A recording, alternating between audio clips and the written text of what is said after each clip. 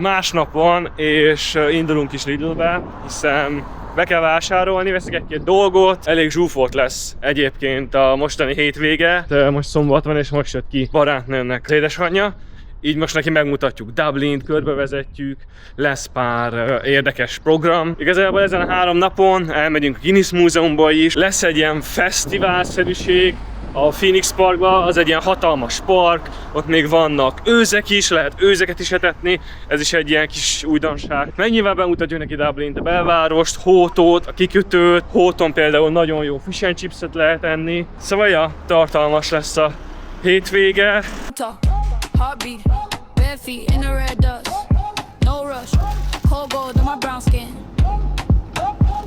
Közben egyébként látom, hogy a kis AI robot dolgozik, hiszen ír vissza az embereknek, szóval az AI chatbot ez elég durva cucc.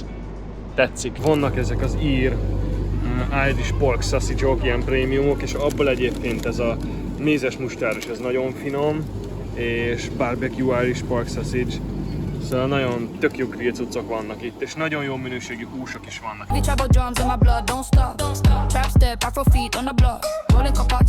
És igazából ami legjobban megfog ebbe az egészbe, az nem más, mint a grill szekció. Nagyon durván grill illat van, tényleg kicsit ilyen majális feeling, bár most csöpög az eső, szóval mindenki kicsit beszart és próbál futni. De ez a grill rész egyébként nagyon-nagyon jó, és tényleg nagyon-nagyon különleges házi készítésű, kézzel készült kajákat lehet kapni. 99%-ára egyébként nem is hallottam, szóval ez tényleg rendesen food truckok. Nekem nagyon-nagyon tetszik.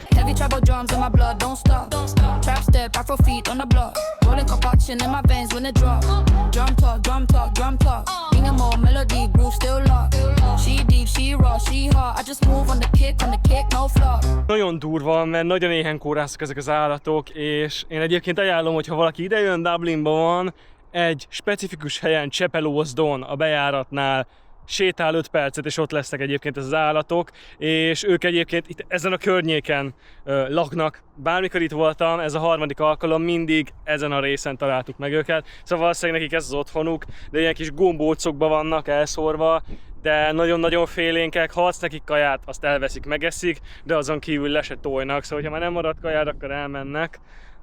De amúgy mindegyik be van csippeltetve, és amúgy nagyon-nagyon régen ez a Phoenix Park egy darab grófé volt, és nagyon-nagyon szerette így az állatokat, és nem is vadászott rájuk igazából, és tudtak szaporodni, és ezért elszaporodtak itt a szarvasok, és ha jól tudom, volt egy időszak, amikor nagyon-nagyon sok róka vagy valamilyen vadállat szaporodott el, és elég elkezdett tépázni ezeket a kicsi őzeket, és utána azokat kellett kicsit visszabritkítani, és most egyébként az őzek nagyon elszaporodtak, és tényleg van itt vagy 80-100 őz, és igazából itt vannak. Az emberek idejönnek, nézik őket, igazából nem is zaklatják, nem is lehetne eltetni őket igazából, de nyilván mindenki ezért jön ide, hogy etesse őket, ez Dublin közelében van, nagyon-nagyon aranyos állatok, tényleg, és ők itt chilleznek. És most megfordítanám a kamerát, vagy 30 darab őz nézne. Ennyi ember szerintem még Dublinba se nézett, miközben logoltam,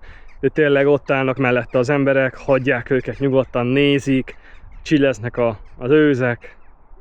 Ja, nagyon-nagyon nyugis. Kár, hogy nem tudnak feliratkozni, de te iratkozz fel mindenképp, mert jövök dublini videókkal is, és most irányba a belváros újra, és ha minden igaz, akkor egy elég jó kajáldát fogunk megnézni, ami egy vegán kajálda, hús nélküli, és nagyon-nagyon finom. Az egyik kedvenc kajáldám egyébként, így állat az ammen, hogyha lehet mondani, mert nagyon-nagyon jó kaját csinálnak, tényleg full vegán, de hogyha nekem azt mondják, hogy soha többé nem kell húst tennem, de viszont abból az étterembe ehetek minden egyes nap, akkor nagyon-nagyon biztos, hogy feladnám. Pedig nálam a csirke és a rizs, illetve az ilyen fitness kaják, azok toppok, én nagyon szeretem őket, de ott nagyon-nagyon jól el vannak készítve, egészségesek is, változatosak is, és tényleg a szejtánnal, meg ezekkel a húspótlókkal nagyon durva recepteket tudnak kihozni.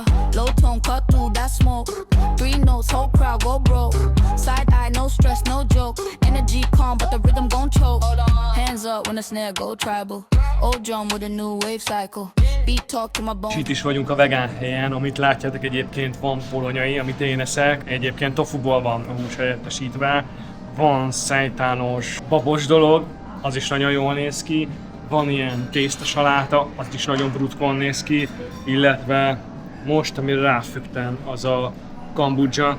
Ezt nagyon sok helyen olvastam, hogy nagyon-nagyon jót tesz így az emésztésnek, így próbálok ilyeneket inni. Egyébként aki Dublinba jár, itt a neve a helynek, tényleg 10-ből 10, nagyon jó hely, full vegán, és én nem vagyok vegán, de itt nagyon-nagyon jó kaják vannak.